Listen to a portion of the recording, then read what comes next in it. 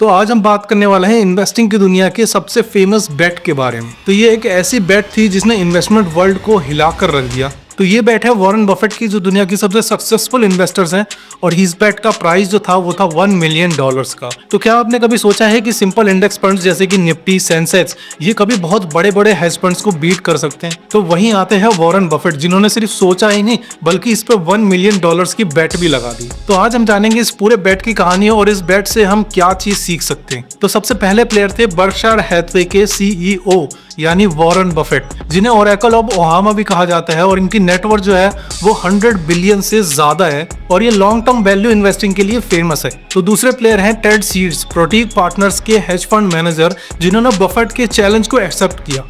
एक experienced hedge fund manager जो hedge funds के परफॉर्मेंस पर विश्वास करते हैं। तो ये बात है 2007 की, जब वॉरेन बफेट ने अपने एनुअल शेयर होल्डर लेटर में एक कंट्रोवर्शियल स्टेटमेंट को मेंशन दिया। तो बफेट का कहना था कि ज्यादा फीस चार्ज करने वाले हेज फंड से बेटर परफॉर्मेंस तो simple low cost index fund दे सकते हैं। इस स्टेटमेंट के सुनते ही हेज फंड इंडस्ट्री के अंदर एक हंगामा मच गया, और उसके बाद टेड सीड्स जो है वो आगे आए और उन्होंने बफेट को चैलेंज किया। तो बस इसी तरह से शुरू होता है ये हिस्टोरिक $1 मिलियन बेट। तो वीडियो में आगे बढ़ने से पहले मैंने दो टर्म्स यूज करी है, इंडेक्स फंड और हेज फंड। इसके बारे में थोड़ा सा जान लेते हैं जिनको इनके बारे में नहीं पता। तो सबसे पहले मैं बात करना चाहता हूँ इंडेक्स फंड्स के बारे में कि इंडेक्स फंड जो है वो आगे होते क्या है। तो ये कुछ ऐसे फंड होते हैं जो किसी पर्टिकुलर इंडेक्स को ट्रैक करते हैं, जैसे S&P 500 हो गया, या इंडिया में देखो तो निफ्टी 50 या फिर सेंसेक्स। तो इनमें वही स्टॉक्स होते हैं जो उस इंडेक्स में है, मतलब कि सेम प्रोपोर्शन में वो जो स्टॉक्स होते हैं इंडेक्स में मेंशन किए जाते हैं। तो ये इन्वेस्टर्स के लिए इतना खास इसलिए होता है कि ये जनरली जो है बहुत ही लो फीस चार्ज करता है, अराउंड 0.1 से लेके 0.5% तक। तो अब अगली टर्म के बारे में बात करते हैं, जिसे हम कहते हैं हेज फंड्स। तो ये जो है हाई नेटवर्थ इन्वेस्टर्स के लिए होता है, एक्सक्लूसिव इन्वेस्टमेंट फंड्स के तौर पे। तो इंडेक्स फंड के कंपैरिजन में ये जो है एक्टिवली मैनेज किया जाता है, मतलब कि फंड्स मैनेजर जो होते हैं वो उसको एक्टिवली ट्रेड करते हैं। तो ये हेज फंड जो है वो इंडेक्स फंड के मुकाबले जो है काफी ज्यादा फीस जो है वो चार्ज करते हैं, मतलब 2% एनुअली प्लस 20% प्रॉफिट का हिस्सा। और ये हेज फंड जो है वो कॉम्प्लिकेटेड स्ट्रेटजीज को यूज करते हैं, एल्गोस का यूज करते हैं, ताकि वो मार्केट को बीट कर सके। तो इस तरह से देखा जाए तो हेज फंड जो है वो आउट परफॉर्म करना चाहिए अगर उसे इंडेक्स फंड से कंपेयर किया जाए। तो अब बात करते हैं मेन बेट के बारे में कि इसके टर्म्स एंड कंडीशंस और रूल्स वगैरह क्या थे।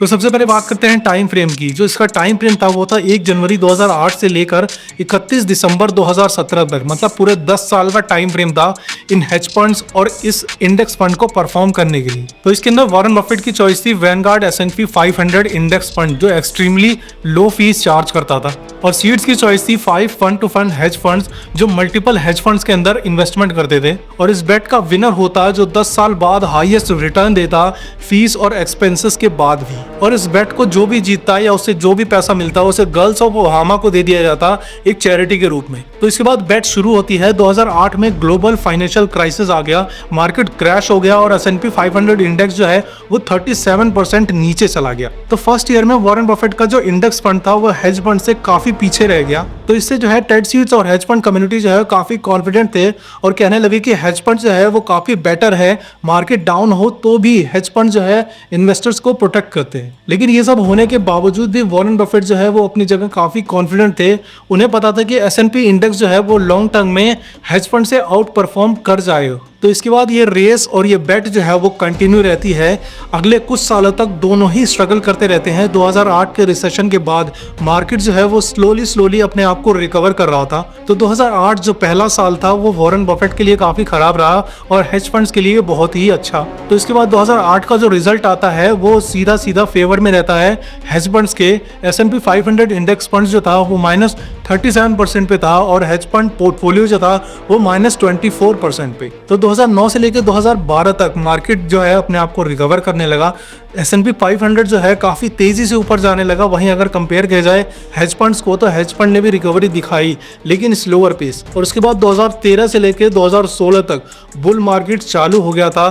S&P 500 जो है वो कंसिस्टेंटली ग्रोथ दिखा रहा था, वहीं हेज फंड जो है उससे काफी पीछे रह गया था। तो 2016 तक यानी 9th ईयर तक रिजल्ट जो है बिल्कुल क्लियर हो गया था। तो इसके बाद हेज फंड का जो एवरेज बनता था वो था 22%, वहीं S&P 500 उससे बहुत ही आगे जा चुका था 85.4% पे। तो देखा आपने डिफरेंस, S&P 500 इंडेक्स जो है वो एवरेज हेज फंड को ऑलमोस्ट 4 टाइम से बीट कर चुका था और वॉरेन बफेट की जीत पक्की हो गई थी even before the final year of completion. तो वॉरेन बफेट की जीत के पीछे काफी सारे रीजन है। सबसे पहला रीजन है फीस का फैक्टर। इंडेक्स फंड की फीस जो है वो 0.05% थी। तो दूसरा है सिंप्लिसिटी, कॉम्प्लेक्स स्ट्रेटेजी से बेटर है सिंपल बाय एंड होल्ड की स्ट्रेटेजी। तो तीसरा पॉइंट है बुल मार्केट। 2009 के बाद लॉन्ग बुल मार्केट रहा जिसमें इंडेक्स फंड्स ने जनरली बेटर परफॉर्म कर दिया हेज फंड के मुकाबले। और फोर्थ पॉइंट है डाइवर्सिफिकेशन। S&P 500 जो है ऑलरेडी नेचुरली डाइवर्सिफाइड है, मतलब इसके अंदर ऑलरेडी 500 टॉप इन्वेस्टमेंट कंपनीज या फिर स्टॉक्स कह लो वो इसके अंदर पहले से ही इंक्लूडेड होते हैं। और पांचवा है टाइम होराइजन। लॉन्ग टर्म में मार्केट जो है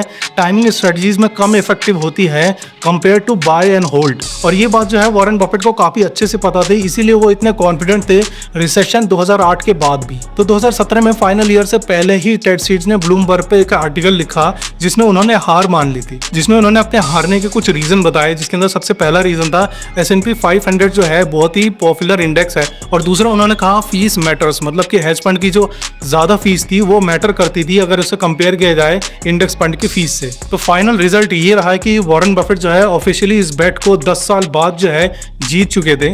और दोनों के 10 साल के रिजल्ट थे S&P 500 इंडेक्स जो था वो 125.8% रिटर्न दे चुका था और हेज फंड जो है एवरेजली 36.3% के ही रिटर्न्स पे था। और उसके बाद जीते हुए $1 मिलियन जो है वो गर्ल्स ऑफ ओहामा को डोनेट कर दिया गया, जो कि यंग गर्ल्स को एम्पावर करने का काम करती है। तो लास्ट में जाने से पहले इंडियन इन्वेस्टर्स के लिए कुछ लेसन्स हैं। इंडिया में भी लो कॉस्ट इंडेक्स फंड्स है जैसे कि निफ्टी और सेंसेक्स, और हमें रेगुलर इन्वेस्टिंग और कंपाउंडिंग की पावर को समझना होगा। तो वॉरेन बफेट का ये जो बेट था $1 मिलियन का, ये सिर्फ बेट नहीं था, ये सिंपल इन्वेस्टिंग के पावर्स का डेमोन्स्ट्रेशन था। तो कॉम्प्लेक्स और एक्सपेंसिव प्रोडक्ट्स जो है वो हमेशा बेटर नहीं होते। तो वॉरेन बफेट का कहना है कि अगर आप मार्केट में इन्वेस्ट कर रहे हैं तो पेशेंस रखिए, रेगुलर इन्वेस्टिंग करिए और एक्सपेंस को मिनिमाइज करिए। लॉन्ग टर्म में सिर्फ यही एक विनिंग स्ट्रेटेजी है। तो अगर आपको ये वीडियो इन्फॉर्मेटिव लगी तो इसे लाइक, शेयर और मेरे चैनल को सब्सक्राइब जरूर से करें।